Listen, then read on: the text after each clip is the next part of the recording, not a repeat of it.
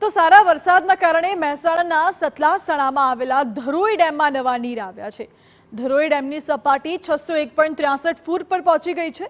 ઉત્તર ગુજરાતની જીવાદોરી સમાન ધરોઈ ડેમમાં ધીરે ધીરે પાણીની આવક વધી રહી છે। ત્યારે 622 ફૂટની સપાટી ધરાવતા ડેમમાં હાલ 39% જેટલું પાણી એકત્ર થયું છે। વરસાદથી ડેમમાં 231 ક્યુસેક પાણીની આવક થઈ છે અને મહત્વનું છે કે ચાલુ સિઝનમાં 17 ઇંચ વરસાદ નોંધાયો છે। ત્યારે આગામી સમયમાં વધુ વરસાદ થશે તો ડેમમાં પાણીની સારી આવક થશે।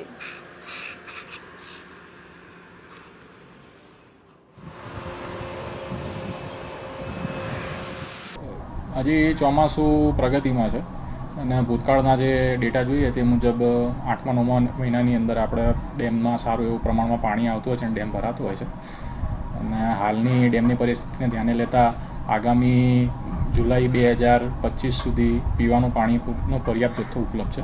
સિંચાઈ માટે મેં અગાઉ વાત કરી એમ આપણે આશાવાદી છે આવનારા સમયની અંદર ડેમ ભરાશે અને પૂરતા પ્રમાણમાં પાણી આપી શકશે। હાલમાં સિંચાઈનું પાણી ચાલુ છે કે બંધ છે? ના, હાલમાં સિંચાઈ માટે પાણી બંધ